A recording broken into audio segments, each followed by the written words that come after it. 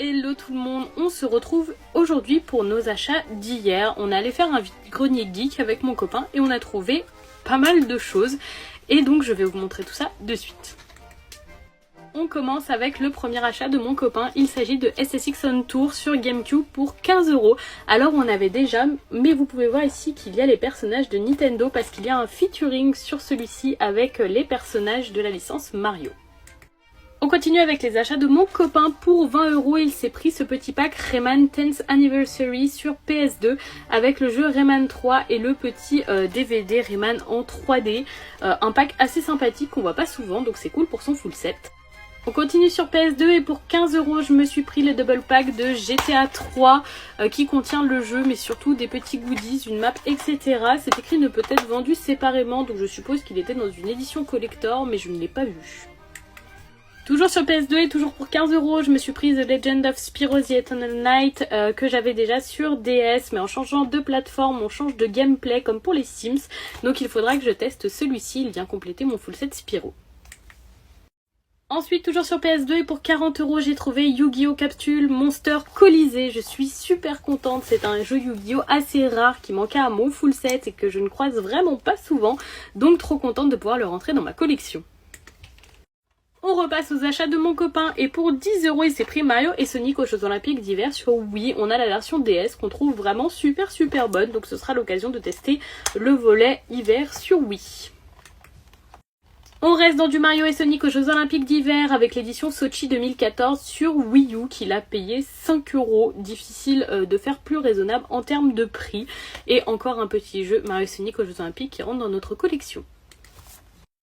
On passe ensuite sur NES et pour 30 €, mon copain s'est pris Golf dans un très bon état, un grand classique de la NES. On voit souvent à ses covers des jeux assez classiques sur NES et très chouette, il le voulait depuis un moment donc c'est cool pour lui.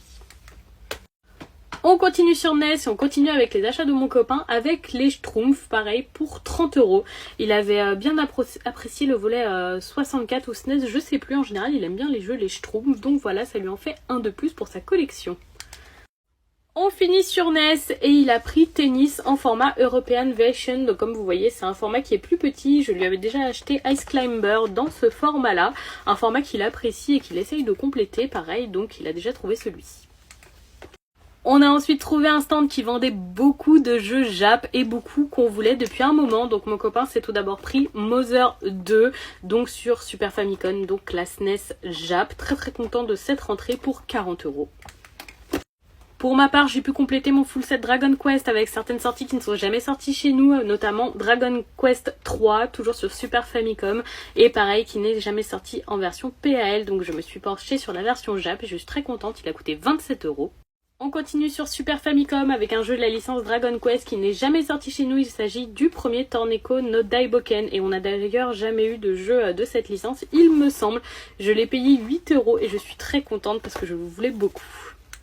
On continue avec des jeux Jap, mais cette fois sur Nintendo 64, je me suis pris Pokémon Snap pour 30 €. Alors oui, on l'a déjà chez nous, mais j'ai trop aimé cette cover Jap avec cette petite languette supplémentaire. J'ai trouvé vraiment super chouette et que c'était une belle pièce de collection.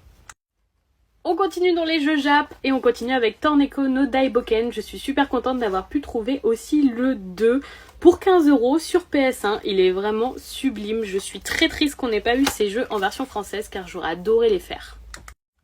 On finit les achats Jap avec ce jeu Yu-Gi-Oh! Sur Game Boy Color qui n'est jamais sorti chez nous. Il s'agit de Duelist Monster 2 Dark Duel Stories. Et il n'est pas en super état, mais il coûtait 7 € et je le vois tellement jamais que je l'ai pris. On finit les achats jeux vidéo avec un achat de mon copain pour 20 €. Il s'est pris Final Fantasy 4 sur Nintendo DS. Toujours pareil pour venir compléter son full set de jeux Final Fantasy qu'il a pu bien avancer. J'ai dit qu'on finissait les achats jeux, mais j'ai presque oublié que pour 60 €, je me suis pris le gros collector du Talos Auxilia 2 sur PS3. J'avais déjà le petit collector, je rentre le gros pour 60 €, je pouvais pas passer à côté, donc forcément je l'ai pris. J'ai fait un petit achat manga, j'ai trouvé le dernier tome de Kiss of Rose Princess, donc c'est le tome 9 qui manquait pour me faire ma collection complète. J'ai toujours pas lu les premiers tomes, ils sont dans ma PAL, mais j'ai hâte de lire cette petite série de chez Soleil. Et on finit les achats avec la Bible de Nintendo de chez Pix Love qui reprend vraiment tous les jeunesses. Ça a l'air super intéressant, que mon copain a pris pour 25 €. Franchement, en plus la présentation est super chouette. Et voilà pour les beaux achats de ce vide-grenier qui viennent rentrer dans notre collection. On a trouvé beaucoup de choses très chouettes. Je vous fais des bisous et je vous souhaite une très bonne fin de journée tout le monde.